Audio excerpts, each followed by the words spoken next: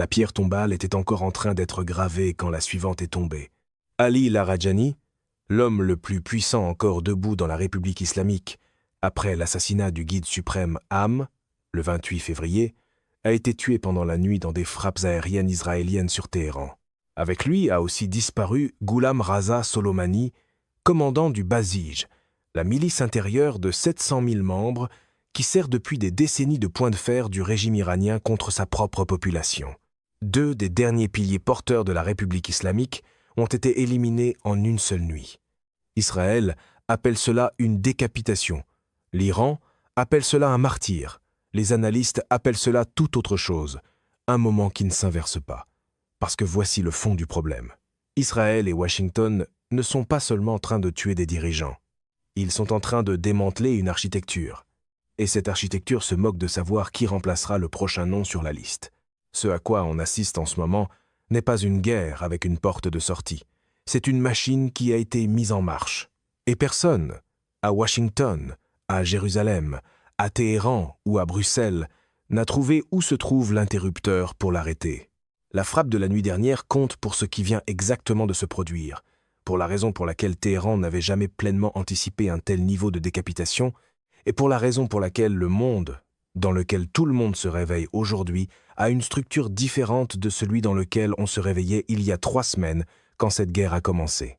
Il faut remonter le temps, pas de quelques semaines, de quelques mois. Cela a commencé avant le 28 février, avant l'opération Epic Fury, avant les quelques 900 frappes américaines et israéliennes qui ont ouvert cette guerre dans les 12 premières heures. Le plan de ce à quoi on assiste aujourd'hui a été tracé bien avant que la première bombe tombe. L'Iran avait passé des années à bâtir un réseau de dissuasion. Missiles balistiques, drones Shahed, Hezbollah au Liban, groupes mandataires chiites en Irak, outils positionnés en mer Rouge. La logique était structurée et délibérée. Si vous vous en prenez à nous, toute la région brûle. C'était cela, l'architecture. C'était cela, le message. Washington et Jérusalem ont lu cette architecture, l'ont étudiée et ont décidé que la réponse ne serait pas la dissuasion.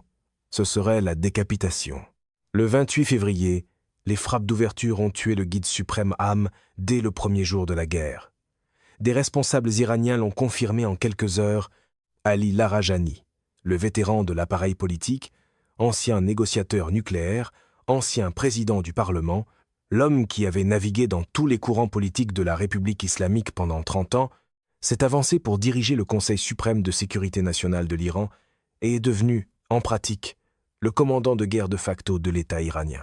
Il était pragmatique là où les durs ne l'étaient pas. Il était la figure avec laquelle des gouvernements étrangers croyaient pouvoir éventuellement parler.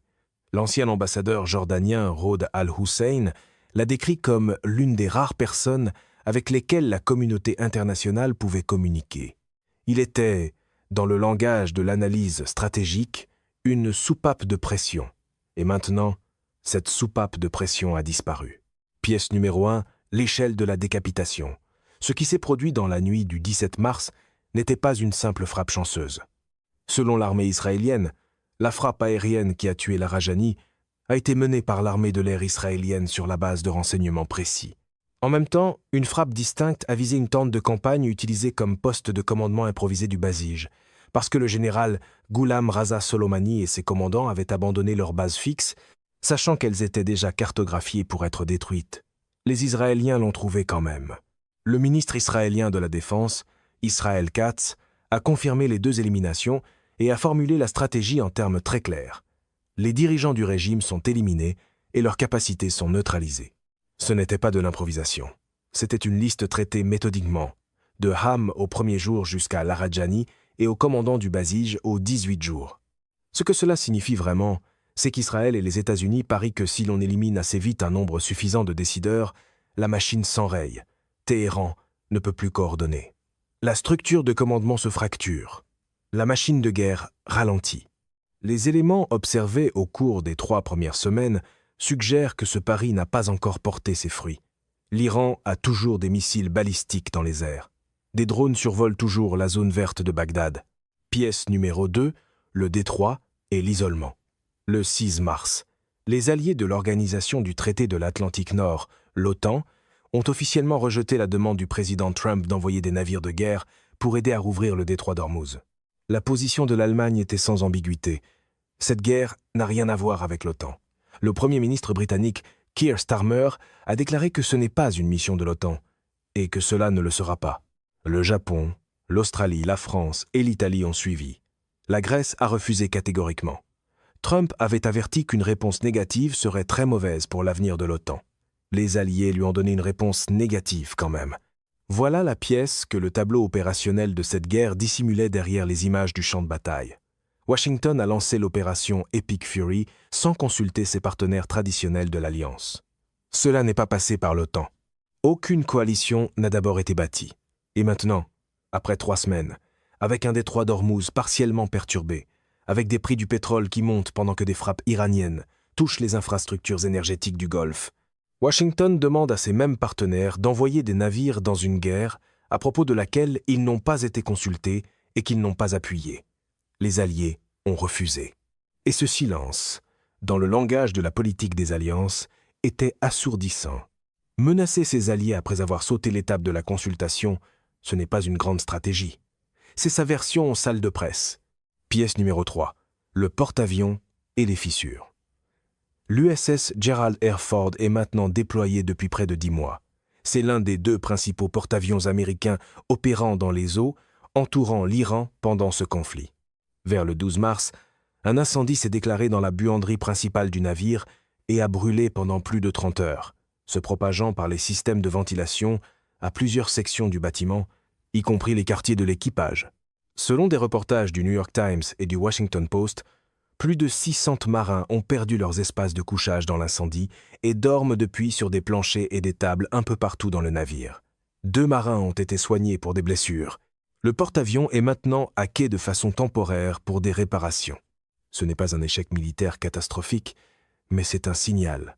L'USS Gerald R. Ford n'a jamais été conçu pour un déploiement continu de 10 mois dans un théâtre de combat actif. Le navire montre la tension d'une guerre qui devait être courte et qui devient quelque chose de plus long. Et les drones iraniens atteignent toujours la zone verte de Bagdad. 5 drones et roquettes ont frappé près de l'ambassade américaine à Bagdad le 17 mars seulement, soit la 2e grande frappe contre ce complexe depuis le début de la guerre, alors que des images antérieures montraient des drones FPV liés à l'Iran volant, en apparence, sans être inquiétés à travers la zone verte. Le contraste au cœur de cette guerre n'oppose pas l'Iran aux États-Unis. Il oppose 2 modes de pensée stratégiques. Israël met en œuvre une stratégie de décapitation calculée fondée sur le renseignement. C'est froid, c'est méthodique. C'est le genre d'approche qui ne commence pas par des discours. Âmes, au premier jour, des figures importantes du corps des gardiens de la révolution islamique, l'IRGC, dans les semaines suivantes, Laradjani et le commandant du Basij, aux 18 jours. Chaque élimination est un point de données dans un plan qui a été tracé avant la première frappe. L'État iranien, lui, a été forcé d'adopter une posture réactive, tout en réussissant encore à exécuter sa propre architecture de dissuasion préparée de longue date. L'Iran n'a pas encore activé les Houthis en mer Rouge. Des analystes et des sources régionales suggèrent qu'il s'agit d'une retenue stratégique délibérée, certains reportages indiquant que la Chine et la Russie recommandent pour l'instant la retenue sur ce point. Au moment où cela changera, le détroit de Bab el-Mandeb deviendra un point d'étranglement aux côtés du détroit d'Ormuz, et des cargos déjà détournés vers la mer Rouge pourraient se retrouver pris entre 2 sorties bloquées. L'Iran n'a pas répondu à l'agression uniquement par davantage d'agressions. L'Iran a étendu son réseau de dissuasion par l'intermédiaire de ses relais, a maintenu des canaux de communication que la communauté internationale ne peut pas totalement couper et a continué de frapper des infrastructures du Golfe tout en gardant simultanément en réserve l'une de ses cartes les plus puissantes. Pendant que Washington s'obsède sur l'apparence d'une participation alliée et que Trump aligne des déclarations contradictoires dans des conférences de presse successives, la réalité stratégique s'accumule sur le terrain. Les Émirats arabes unis ont temporairement fermé leur espace aérien. Dubaï et Abu Dhabi ont été secoués par la pression iranienne. On demande à l'Arabie saoudite de clarifier sa position. Les États du Golfe, qui avaient investi dans des arrangements économiques de l'ère Trump, découvrent maintenant ce qu'il en coûte d'être voisins d'une guerre qu'ils n'ont pas déclenchée. On ne gagne pas une guerre au Moyen-Orient en éliminant des noms. On la gagne en tenant le territoire, en contrôlant les flux énergétiques et en maintenant la cohérence de la coalition. Quand les éléments de langage changent d'heure en heure, le lutrin commence à faire le travail que la stratégie n'a jamais fait. Sur ces 3 plans, la situation pour Washington est plus compliquée que ne le laissent entendre les briefings officiels. Alors, qu'est-ce que cela signifie réellement pour vous à l'extérieur de la région? Si vous travaillez dans l'énergie, dans le transport maritime, dans la logistique, dans tout ce qui touche aux chaînes d'approvisionnement mondiales, la perturbation partielle du détroit d'Ormuz est déjà en train de renchérir vos intrants. Les marchés pétroliers sont volatiles depuis le début de la guerre, les frappes iraniennes contre la production énergétique du Golfe faisant grimper les prix par poussée. Si vous vivez dans un pays de l'OTAN, votre gouvernement a désormais pris une position officielle. Ce n'est pas notre guerre. Cette position n'a pas été prise à la légère. Le coup politique de refuser une demande américaine directe d'envoyer des navires de guerre est réel. Le fait que l'Allemagne, la Grande-Bretagne, la France, le Japon et l'Australie aient tous assumé ce coup au cours de la même semaine vous dit quelque chose sur la manière dont les Alliés évaluent, en ce moment, la crédibilité du leadership stratégique américain. Si vous êtes dans le Golfe, vous le savez déjà. Les Émirats arabes unis ont fermé leur espace aérien. Bahreïn a signalé des attaques contre des réservoirs de carburant Bahreïn. Le Koweït a vu un drone hostile frapper un immeuble résidentiel. Ce ne sont pas des données géopolitiques abstraites, ce sont les conséquences réelles d'une guerre lancée sans consensus régional et qui consume maintenant l'architecture autour de laquelle tout le voisinage avait bâti son économie. Une coalition est plus difficile à monter quand on la traite comme une bande d'applaudissements censée partir au bon moment. Une fois qu'une entreprise détourne sa chaîne d'approvisionnement d'un corridor perturbé, elle ne la réachemine pas automatiquement quand les armes se taisent. La nouvelle infrastructure se construit, les nouveaux partenariats se verrouillent, et ces structures deviennent le paysage permanent. 3 scénarios pour la suite. Scénario 1, désescalade gérée.